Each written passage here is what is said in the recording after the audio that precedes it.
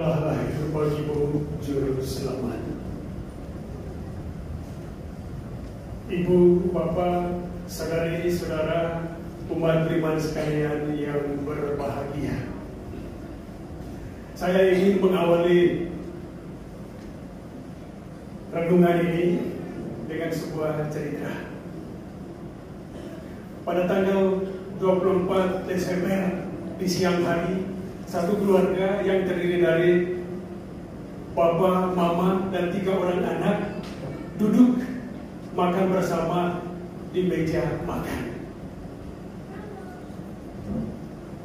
Si Bapak kemudian akan bicara. Ya, malam ini malam Natal ya. Jadi Mama dengan anak-anak semua ke gereja. Ya, Bapak jaga rumah. Karena banyak orang yang jalan malam sekarang. Ya, itu kecurian terjadi di mana-mana. Dan apalagi mereka tahu malam ini banyak rumah kosong. Ya, jadi supaya rumah kita aman, cukup Mama dan anak-anak saja yang ke gereja ya. Si Bapak ini memang orangnya jarang ke gereja. Lebih ekstrim lagi dari itu umat yang Natal Paskah. Ya.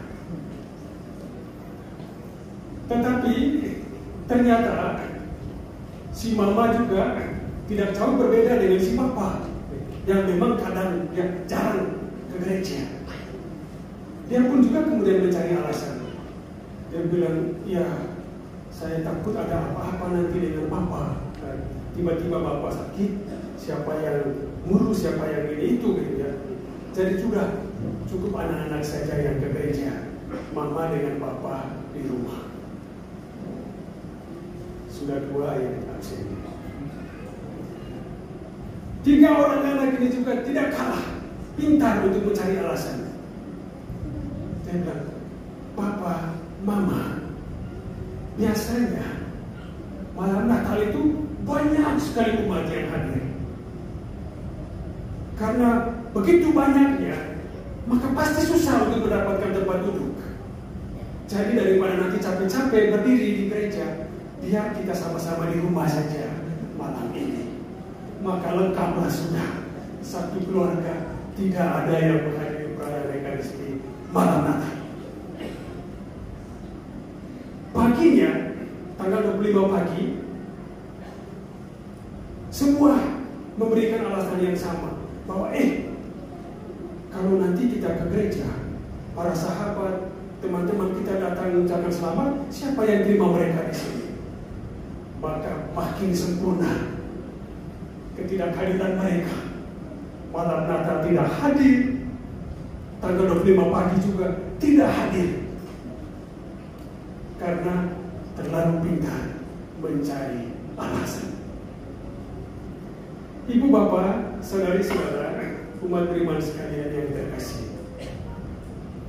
Tema besar dari perayaan Natal tahun ini yang dicanangkan oleh 2 lembaga besar, Konferensi Wali Gereja Indonesia dan Persekutuan Gereja-Gereja Indonesia. Marilah sekarang kita pergi ke Bethlehem.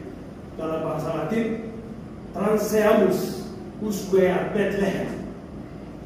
Diambil dari Injil Lukas bab 2 ayat 15.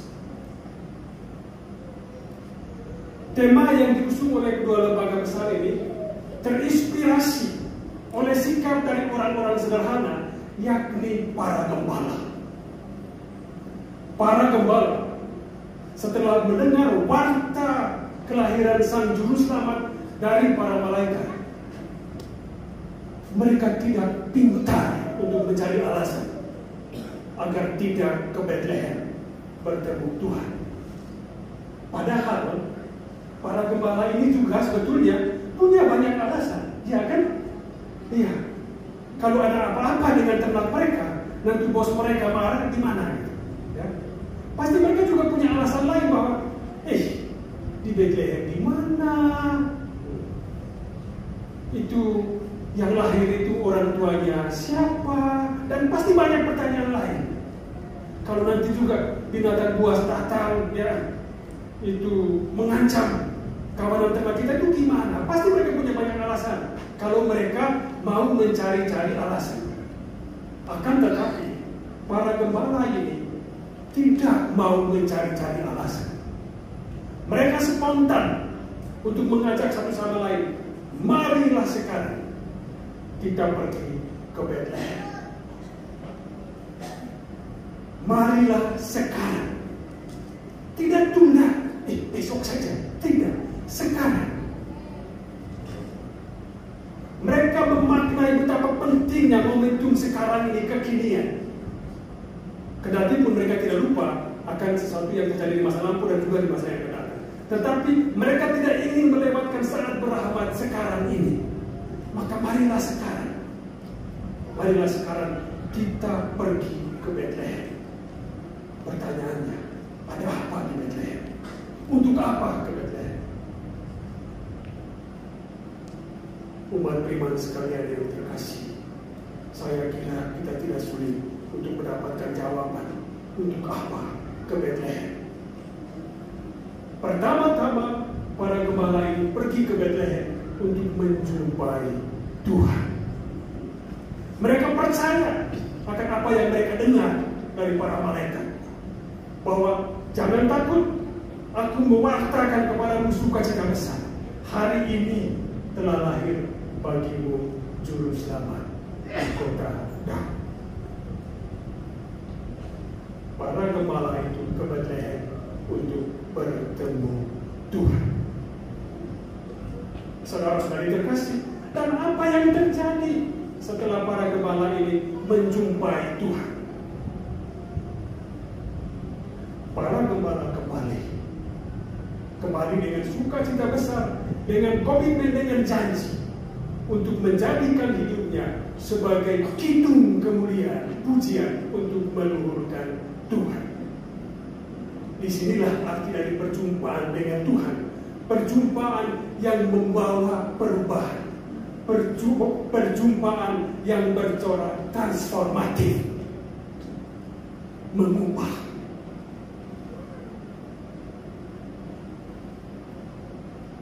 Untuk satu perubahan pasti ada sesuatu yang harus dilepas, ya. Dan juga pasti ada kesiapan untuk mau menerima sesuatu yang baru.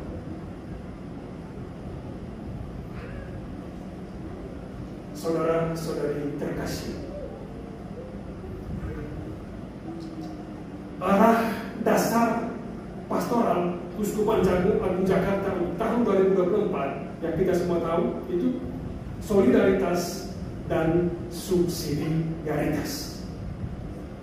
Saya kira arah dasar pastoral ini juga masih satu frekuensi dengan tema kunjungan Paus Fransiskus pada beberapa bulan yang lalu.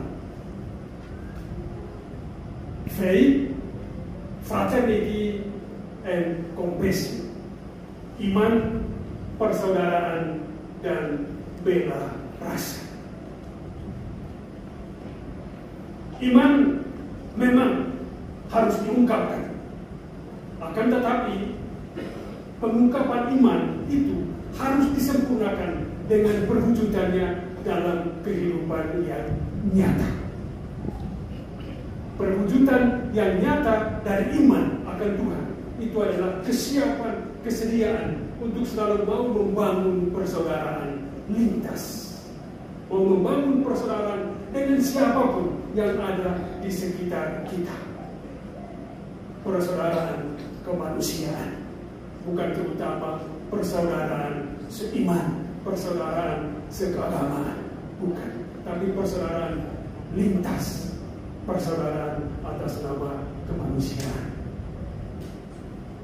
Dan lebih dari itu, iman yang harus diwujudkan dalam kesiapan untuk membangun persaudaraan, kedua hal itu disempurnakan juga oleh kesiapan kita untuk berbela rasa, untuk bersolidar dengan sesama yang ada di sekitar kita.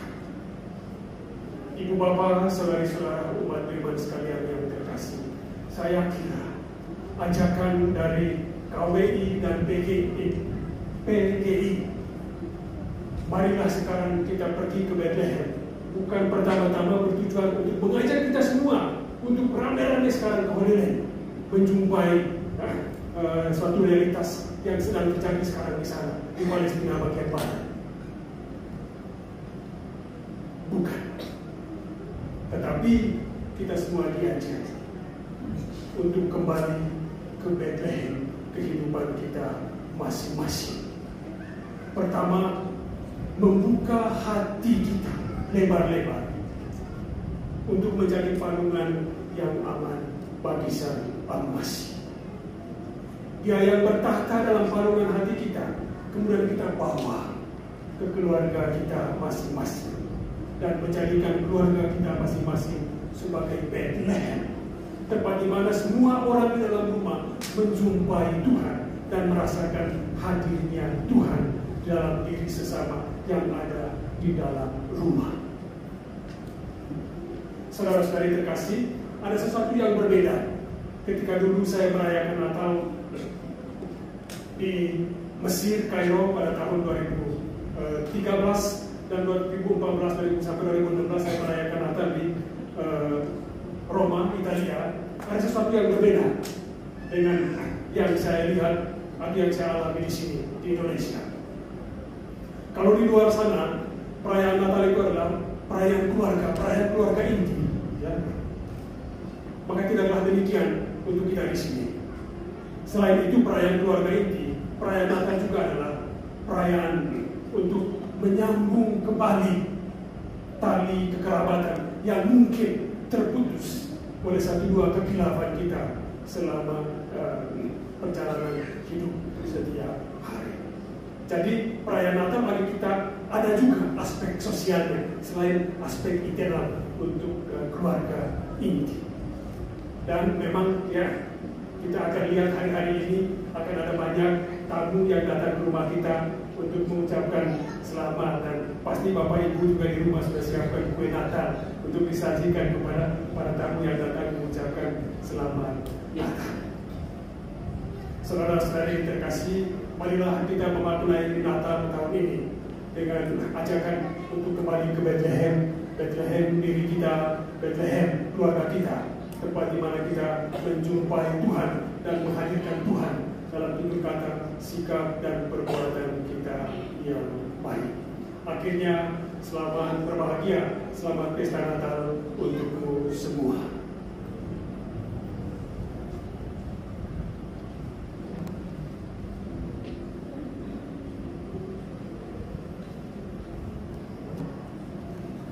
Saudara-saudari terkasih, setelah kita mendengar dan merenungkan firman Tuhan, sekarang mari kita bangkit berdiri untuk memahami iman dan kepercayaan kita.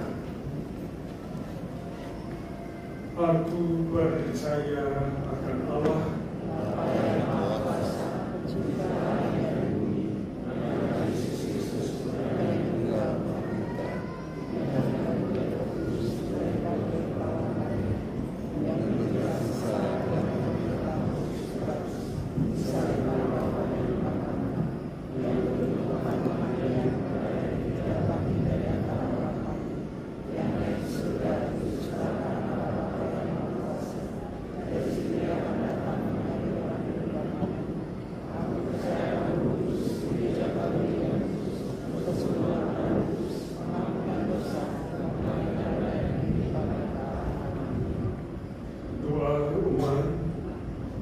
melalui Kristus Putranya, Allah Bapa Maha Kasih berkenan tinggal di antara kita. Dialah Sang Immanuel, tanda kasih sayangnya yang abadi bagi kita. Marilah kita memanjatkan doa-doa dengan pengantaran Yesus Kristus Putranya yang terbaring di palungan. Mohon umat menjawab, tinggallah bersama kami umat-Mu ya Tuhan.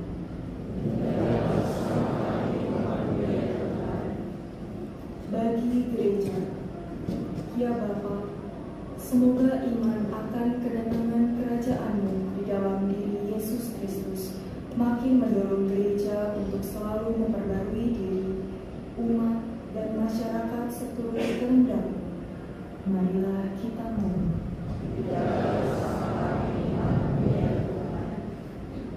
Bagi